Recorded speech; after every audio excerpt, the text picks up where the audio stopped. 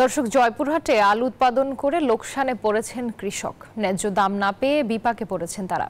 এ বিষয়ে বিস্তারিত জানাতে যুক্ত হচ্ছেন আমাদের সহকর্মী আলমগীর চৌধুরী। আলমগীর, জয়পুরহাটে আলু চাষিরা কি বলছেন এই লোকসানের ব্যাপারে? ধন্যবাদ রূপা। আপনাকে জানাতে চাই, জয়পুরহাটে এই বছরে পর্যাপ্ত পরিমাণ আলু উৎপাদন হয়েছে এবং বিঘা প্রতি এখন ৮০ থেকে ৯০ মণ হারে আলু উৎপাদন হলেও কৃষকরা কিন্তু ন্যায্য মূল্যে বিক্রি করতে পারছে না। বর্তমানে আলুর দাম ক্রমান্বয়ে কমে আসছে। আজকে কার্ডিনাল এবং অন্যান্য জাতের আলুগুলো বিক্রি হচ্ছে প্রতি মণ 450 থেকে 500 টাকা মণ হারে, এবং এই মণে বিক্রি করে কৃষকরা কিছুতেই তাদের উৎপাদন খরচ তুলতে পারছেন না। কৃষকরা বলছেন তারা বাজারে 10 থেকে 12 টাকা তারা আলু বিক্রি করলেও এই আলু কিন্তু বাজারে 20 থেকে 25 টাকা হারে বিক্রি হচ্ছে।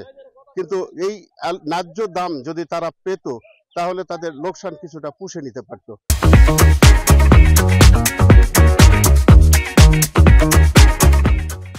কিন্তু দিন যতই যাচ্ছে ততই আলুর দাম অনেক কমে যাচ্ছে। আমি কথা বলেছি কৃষি বিপণন কর্মকর্তার সাথে, তিনি বলেছেন যে গত বছরের তুলনায় এবছর 4000 হেক্টর জমিতে আলুর উৎপাদন বেশি হয়, বাজারে আলু পর্যাপ্ত পরিমাণ পাওয়া যাচ্ছে, যার ফলে দাম অনেক কমে যাচ্ছে।